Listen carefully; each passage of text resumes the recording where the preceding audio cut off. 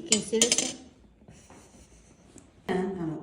to'lin oy bo'lgan vaqtda hijoma qildirish eng zo'r bosh og'riqlarini ham qoldiradi, davleniyani ham tushiradi, mazza qiladi, odam yengil bo'ladi. Hozir mana ko'pchilikda shu bosh og'riqlari kuzatilyapti.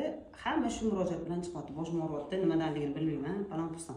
Mana chertma hijoma qilamiz, chunki o'sha sunnatga asosan bonkada hijoma qilinsa zo'r bo'ladi. Oy to'lgan vaqtida yerni tortish kuchidan ko'ra kuchliroq bo'ladi. Ana o'sha vaqtda qon oldirish, hijoma qildirish bu sunnat amal hisoblanadi.